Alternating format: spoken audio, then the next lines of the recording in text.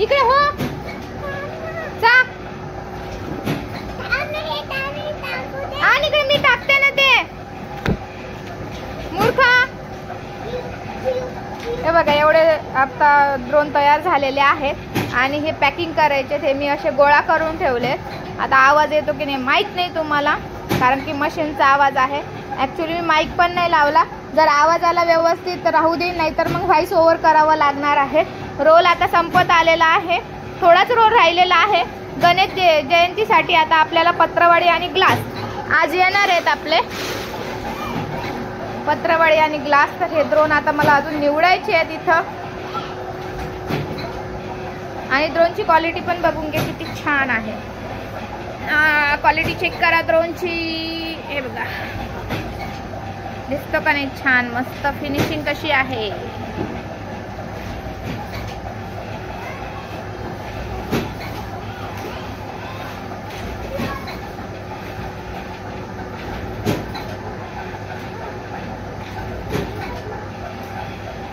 आता हे मोजायचे आहेत, त्यानंतर गोळा करायचे, पॅकेट करून ठेवायचे आहेत।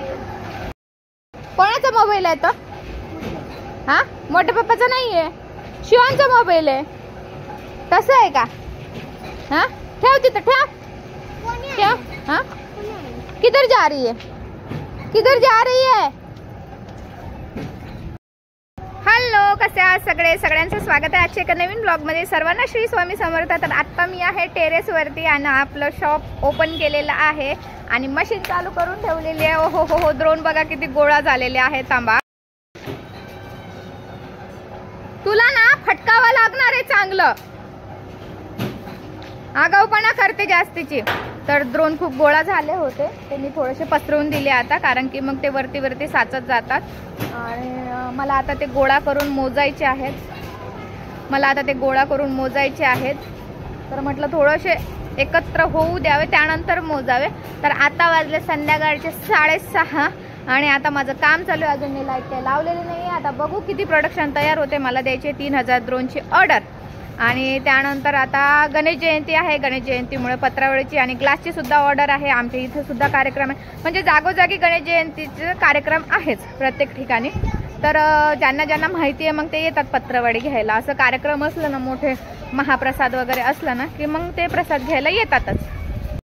अजून हळदी कुंकू वगैरे करायचं राहिलं, हळदी कुंकू करून घ्यावं म्हटलं, कारण की आता 2-4 दिवसच राहिले हळदी कुंकासाठी। साधं करणार आहे, जास्त काही मोठं करणार नाही, थोडक्यात करणार आहे।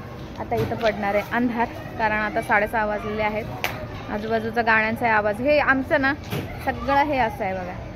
तिथं आजूबाजूला ना तुम्हाला सांगू का, इकडे तिकडे गाण्याचा आवाज, टीव्हीचा आवाज येते। आता तरी मी टेरेसवरती आहे, खाली तर खूप आवाज येतो। तर इथं ना प्रोडक्शन तयार करता करता मला बरंचसं लेट झालं, म्हणजे 7:30 पावणे 8 वाजले होते। म्हटलं थोड्या वेळ चालूच ठेवावं मशीन, प्रोडक्शन पूर्णच काढून घ्यावं, नंतर निवांत गोळा करता येईल। आणि काय होते माहिती का, मी प्रोडक्शन तयार करता करता व्हिडिओसुद्धा काढत होते, रीलसुद्धा बनवत होते, त्यामुळे मला जास्तच जरा वेळ झाला। आणि ड्रोन बघा किती गोळा झालेले आहेत, असंच होतं। आणि नंतर ते येतात आणि मला ओरडत बसतात। तर आता पण सेम कंडिशन, ते गेले होते ग्लास घ्यायला, तुम्हाला तर सांगितलं की गणेश जयंतीसाठी ग्लास वगैरे लागणार आहेत। तर ग्लास मी बनवत नाही, मी बाहेरूनच घेते, होलसेलमधून आणते आणि देत असते। बाकी पत्रवळी वगैरे सगळं आहे आपल्याकडे, तर ते तर घरूनच जातं आणि ग्लास वगैरे आणावं लागतात। तर गणपती वगैरे अशा याच्यामध्ये, बाकी इथले जवळपासचे जे काही छोटे मोठे कार्यक्रम असतात, आता परत पुढच्या महिन्यामध्ये शिवजयंती आहे, तर असे बरेचसे कार्यक्रम आहेत ज्या ठिकाणी जाते पत्रवळी वगैरे। ज्यांना माहिती आहे सोसायट्यांमध्ये ओळखीतले वगैरे जे काही लोक असतात ना, थोडीफार जात असते, 2-3 हजार अशी। आणि त्यानंतर बाकीची रेग्युलर तर आपल्या घरगुती कार्यक्रमासाठी नेतातच। घरगुती तुम्हाला माहिती आहे, बड्डे वगैरे असतात, कोणाकडे पुलाव पावभाजी असे कार्यक्रम असतात छोटे मोठे, हे तर चालूच असतात। दुकानांमध्ये देते, व्हरायटीच्या दुकानांमध्ये, बाकी इतर जवळपासची ऑर्डर असते। तर बऱ्याचशांना म्हणजे हा प्रश्न आहे की पत्रवाळी वगैरे कुठे देता म्हणून तुम्ही, किंवा मग हे सेल कुठं करायचं। आता नेमकं मला प्रश्न पडतो की अशा वेळेला ह्यांना काय उत्तर द्यायचं।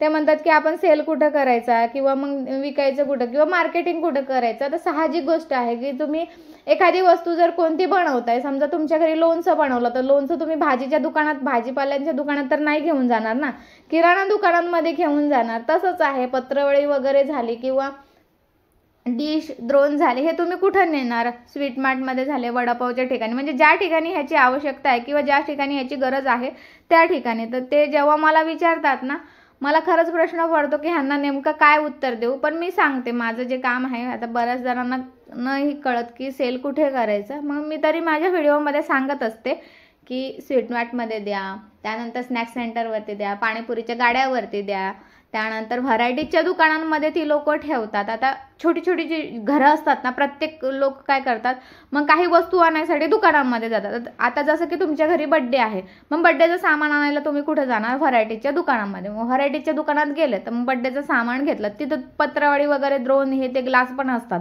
मग तुम्ही पत्रावळी पण तिथून विकत घ्याल ना. घरचं जर तो कोणाला माहिती नसलं तर दुकानात जातात. मग व्हरायटीचे दुकानवाले सुद्धा बाहेरून न आणता मग माझ्याकडूनच घेतात. म्हणजे 2-4 जे दुकानं आहेत माझ्या घराजवळची, त्यांना सुद्धा मी देत असते पत्रावळी वगैरे, देतात ते मला ऑर्डर. तर अशा प्रकारे माझं काम चालू असतं. बाकी तुम्हाला काही अजून माहिती हवी असेल तर नक्की विचारा, कमेंट्समध्ये विचारा. कमेंट्समध्ये रिप्लाय नाही दिला तर मी त्याचा एक व्हिडिओ बनवून टाकत जाईल. म्हणजे कसं मला उत्तर देणं आणि तेवढं तुम्हाला समजून सांगणं पॉसिबल होत नाही.